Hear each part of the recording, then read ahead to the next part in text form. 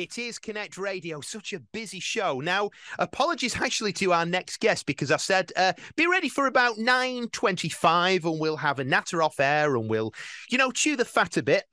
And then things sort of happened and it's now 9:37. Good morning, Jude. Good morning, Gareth. How are you doing? I'm very well, thank you.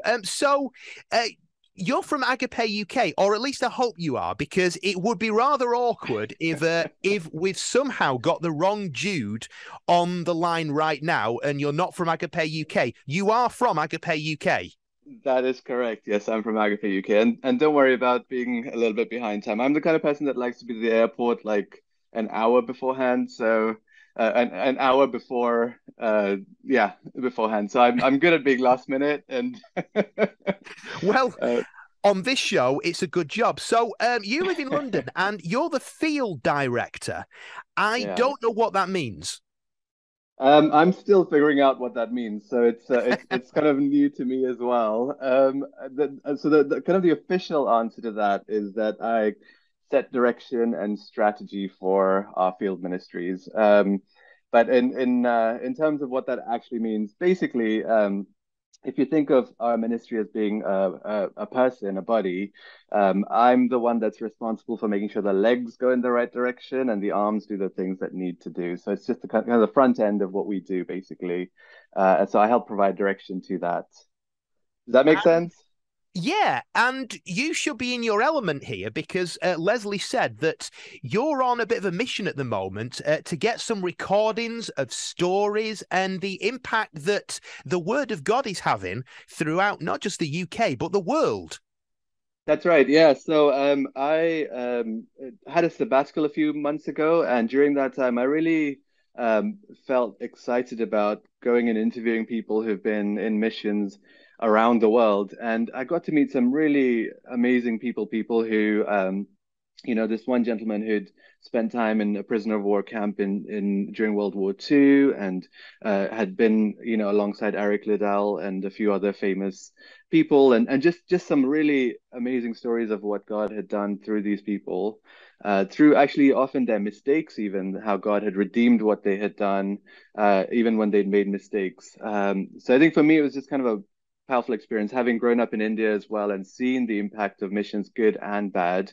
For me, just to even experience that from the other side, I suppose, of people who had themselves been abroad on missions.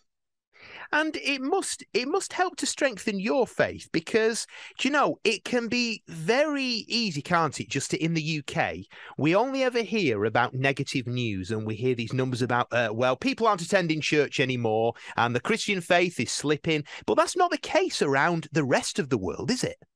No, it's not. And I think for me, it was just inspiring to hear how, for some of these people, it was just a case of saying, okay, the Lord is calling me somewhere. I'm going to just persevere in what I'm doing, even if it's hard.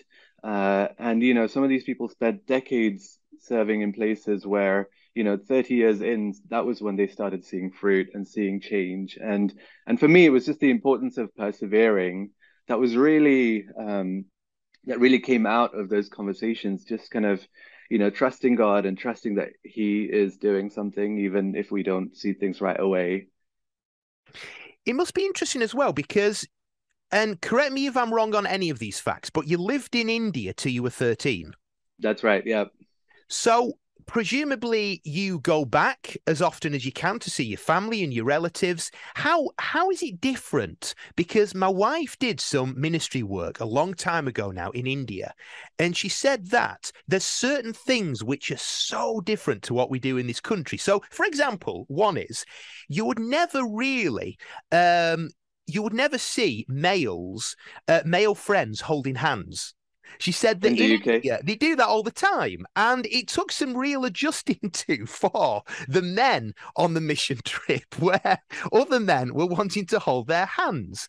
And she also said that the strange thing is that there's quite a lot of poverty there, but you'll see people in like a wooden hut, which is their home, but they've got a big LCD TV in there because they almost feel, I suppose, that they're trying to keep up with the Yeah. Western world. Is that true? Yeah, that's true. I think it's a country of just great contradictions because there's huge amounts of wealth. I think the second most wealthy person alive today is an Indian guy in India, in Mumbai. And so, it's a very wealthy country, but also there is a huge amount of poverty and yeah, I mean my parents live there in India right now, and it's just kind of for me every time I go back, I'm fortunate enough where my family are fairly, they're kind of middle class, I suppose, there in India. Um, so we have a little bit of a bubble that we live in when we're there. But just the circumstances in some of the poorer parts of the country are just really awful and really hard.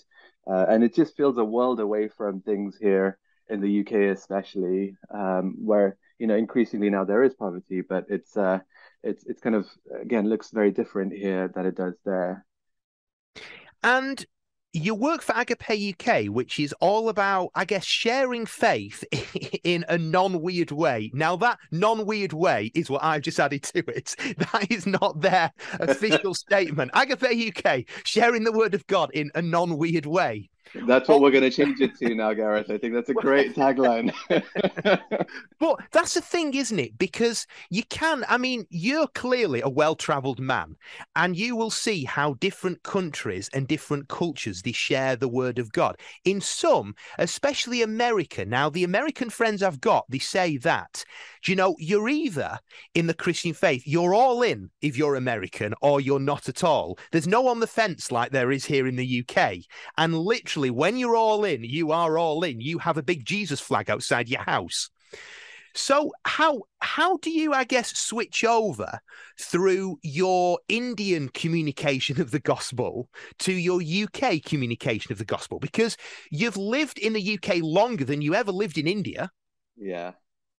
Yeah, I can't speak on about Americans because my wife is American. I know she's listening, so I will be very careful about what I say about Americans. But I think in terms of communication, I think one of the things I've really learned through Agape is how to engage across cultures and how different values shape how we communicate.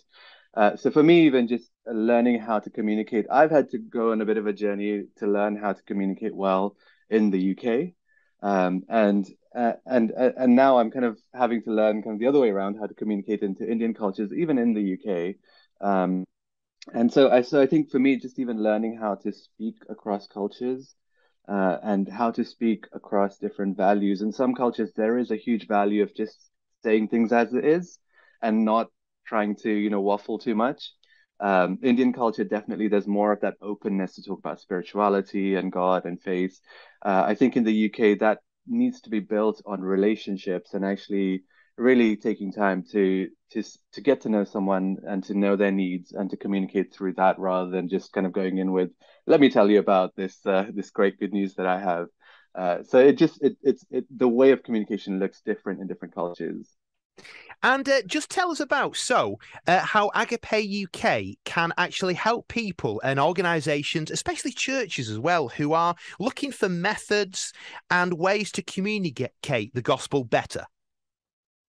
So personally for me, I'm not a very natural evangelist. I really feel awkward about talking to people about my faith and things like that. And for me, I think one of the things that Agape did really well throughout my time as a student, as well as since then, is really helping to demystify and break down what it means to talk to people about God and to introduce Jesus and help people to discover Jesus. And so for me, that's where we have a bunch of different resources that help do that. There's something called Living and Telling, which is a 10 series online video series to talk about how do you talk to others about God. And again, like you said, in a non-weird way. And so for me, those kinds of resources, so Living and Telling being a big one, it's on our website on agape.org.uk. But really, a big part of what we do is really kind of helping people just discover how fantastic Jesus is, and we do that with Christians as well as people who are not Christian. And so yeah, so I think we have a whole bunch of resources to help break that down into manageable pieces. It's Agape. Sorry, agape.org.uk. I always want to say agapeuk.org.uk, but that's too many UKs. Too many UKs. Agape, agape.org.uk. That's it. Yeah, Have you got children, Jude? I do. A 5-year-old and a 3-year-old. It must be staggering because they must be the most well-cultured children in the UK if they've got an Indian dad, an American mum, and they live in the UK. They're just very confused, I think. That's more. I'd love to hear. So it must be incredible the accents that they've got because it must have sort of those beautiful Indian twangs to it. It must Yeah, have the American drawl as well, and yeah. the UK chucked in there. It's Three on the always go. entertaining. It's entertaining when we visit family and then come back because they come back with whatever accent we've been visiting. So we just spent a month in the States, and they definitely sound so much more American, hanging out with their cousins there and picking up the accent there. So yeah, they are confused, but so am I. So I can help Aren't them we figure out all? how to be confused Aren't we together. all confused in life? And I can't let you go without asking about this because I didn't ask for fun facts, but clearly you've listened to the show previously and know that I love those little nuggets of things. So I need to ask you about this just before you go. You survived being stung by a scorpion. That's right. And as scorpions go, between 1 and 10, how much of a sting did this scorpion have that got you?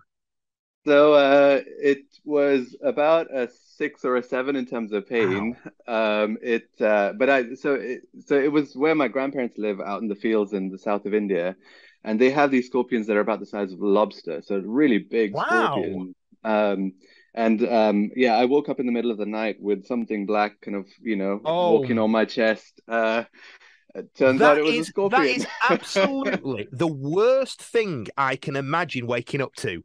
Actually, Yeah. on your chest, Yeah, I mean, it presumably. could have been Oh, worse. It could have been a snake. They also have a lot of snakes there, so if I had to choose between a snake and a oh, it, scorpion, it literally does. That phrase makes your skin crawl, which it does.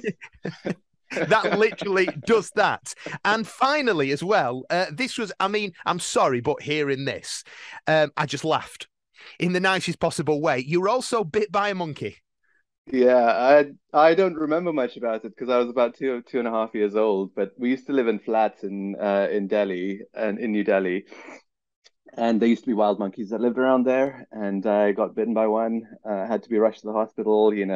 Oh, it was a Given serious bite then. rabies shots and all sorts of Of other things, course. just in case. Oh. So, yeah, So, well, my advice to you would be please don't go near a zoo because you tend to have a skin that attracts creepy crawlies and clearly hairy animals as well.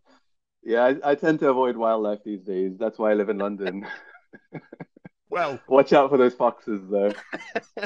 Jude, it's been an absolute pleasure. Thank you so much for joining us. And he says here as well, you're thinking of starting a podcast and getting involved there. Don't bother. Join our presenting team instead. Sure. Much more useful there. Agape.org.uk is where you need to go to. Have a fabulous day, Jude. Thanks, Gareth.